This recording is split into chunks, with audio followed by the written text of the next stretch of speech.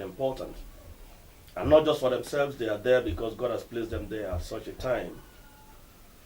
And then the kind of interest and mindset with which we go into marriage has actually affected marriage globally. But there's something I want to show you that will also help you improve the state of your marriage. I want to show you 5 things, and that is my topic on this issue. 5 things marriage is not.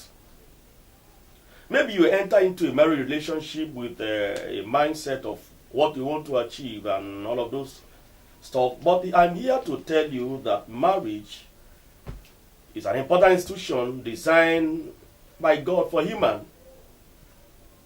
And then these 5 things must be noted, that marriage is not that, because that is exactly what some people expect or think that marriage is all about, but it's not.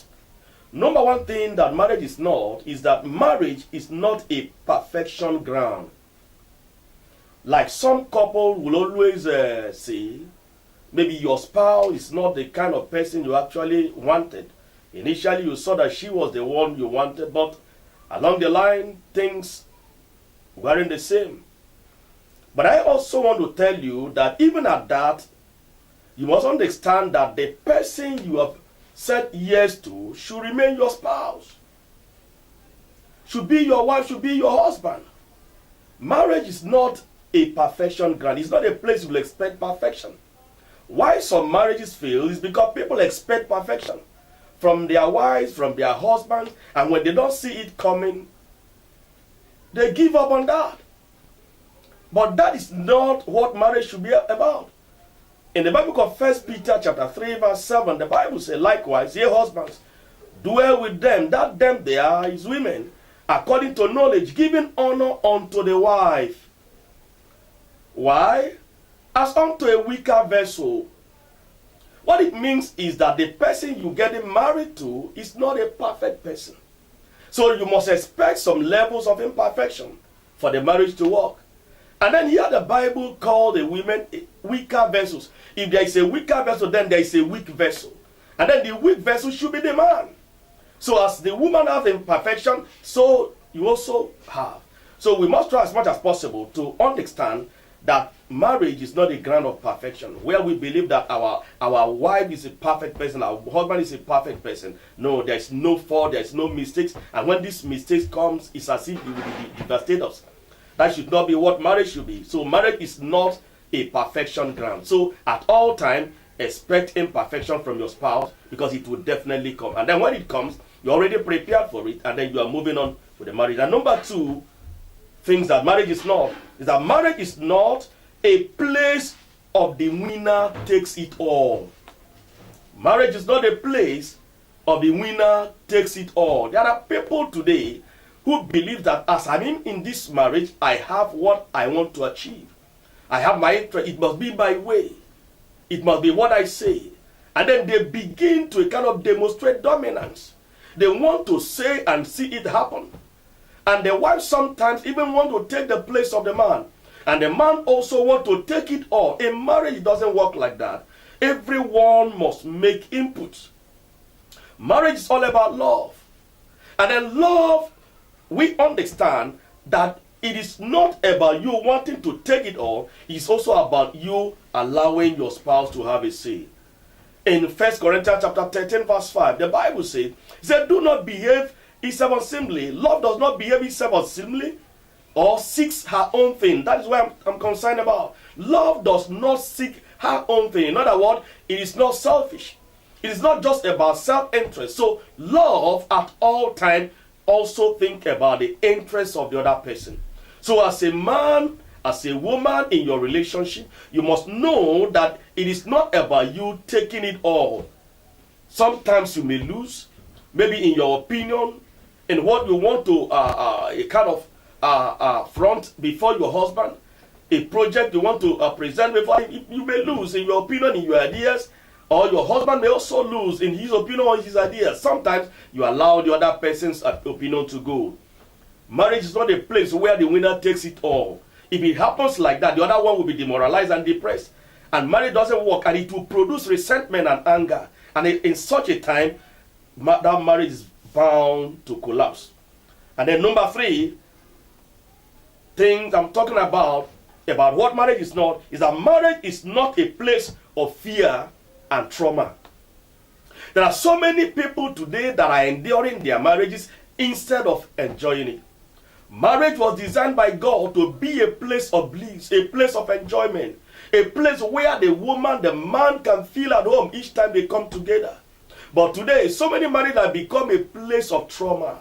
The wife has been turned into a punching bag. The man has been turned into a mockery object. So people no longer respect others' feelings and opinion. Fear is on every side. Anytime that a man comes home, the wife and the children they are scared. They even feel that the man should have been away. Anytime that the man is away, the people feel excited. The woman feel happy. The woman feel excited because the man has been away. So it ought not to be so. So marriage should not be a place of trauma. It should not be a place of fear. It should be a place of comfort, a place of bliss, a place of faith. And that is why the Bible insisted in Ephesians chapter 5 verse 33. It said, nevertheless, let every one of you in particular so love his wife, even as himself, and the wife see that he reverence the husband. So if we reverence our husband, and our husband loves us in marriage, you realize that the joy that we'll experience in that marriage will be so enormous. And then at that time, we can never be depriving ourselves of anything. We'll begin to live a life where God alone will be glorified. So as a child of God, as I'm speaking to you right now, I want you to realize that marriage is not a place of fear and trauma. So if you have made your marriage a place of fear and trauma, I want you to, at least from now, have a rethink. Turn your marriage a place of joy, a place of happiness. Turn your marriage a place where God can rule as king. Turn your marriage as a place where God can be glorified. So don't make it a place of fear where your wife, your husband believe that it never happened, that marriage never happened in his or her life. It should be a place of joy. It should be a place of perfection. And the number 4 things I want you to tell you what marriage is not, is that marriage is not merely a baby-making covenant. It's not just merely a baby-making union.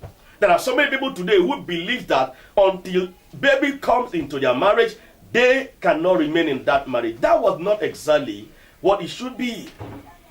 In the Bible book of Luke chapter 1 verse 5 to 7, the Bible gave us a record of a man, a priest for that matter, a child of God, a pastor by the name of Zacharias, who got married to Elizabeth, and then for several years they have no baby. And then the Bible said that they stayed all through their life, and they were even old as at that time, but still together. They never separated, they never divorced, though children were not forthcoming. They know that the union was not just merely made for baby creation. They believed that it was for companionship, it was for their joy, it was for their oneness. And they stick together in spite of that all. But at the end of the day, God blessed them with a baby. I don't know who I'm speaking to right now, but I know as you're watching this video, I'm speaking to you. Maybe your marriage is about to break simply because you've not given birth to a baby. Are you a man who accuses your wife every day, beat your wife every day, resent her every day because she's not been able to give you a baby? Relax. That union is not merely just for baby creation. It will come. Trust the Lord. But let it not be a yardstick upon which you are going to throw away that woman, that man. You are going to throw away that relationship. That is not what marriage should be. And number 5, marriage is not a trial-free union. Maybe some of you thought that when you go into marriage, maybe you're married to a rich man, you're married to a pastor, you're married to a man that is highly known, that as soon as we got married, I know my problems are over. It is not over. Marriage is an eye-opener. When you enter into the marriage relationship, from that time your eye will open. So trials will come, temptation will come. And that is why Apostle Paul in the Bible of 1 Corinthians chapter 7 verse 28 made it known to the people, even you, and he said, but if you will marry, you have not sinned. And if a virgin marry, she also have not committed sin. Nevertheless, such shall have trouble in their body. But I want to spare you this. So what he was saying is that when you marry, you don't commit any sin, but be rest assured that you have problems. Marriage comes with problems. It comes with distractions. It comes with responsibility. So marriage is not a a trial-free union. It is a trial-full union. So you must be ready. So if you go into a marriage relationship with the idea, with the mindset that it's going to be a free playing ground, it's going to be a trouble-free union, beloved, it doesn't work so. So until you erase that mindset completely, your marriage may not work. But I believe that you can put these five important things into consideration. I know that your marriage will work. I said, number one, marriage is not a perfection ground. And number two, I said that marriage is not a place of the winner takes it all. And three, marriage is not a place of fear and trauma. And marriage is also not merely a baby-making union. And lastly, I said that marriage is not a trial-free union. Please, I want to beg you, if you want your marriage to work, apply these 5 things I've just mentioned. And I want to pray for you. Blessed Father, I thank you so much for this one that have just listened to me. I commit their relationship, their marriage into your able hands, and I ask for grace and peace. Let it work even now. I believe because it is working. In Jesus' name I pray. Amen.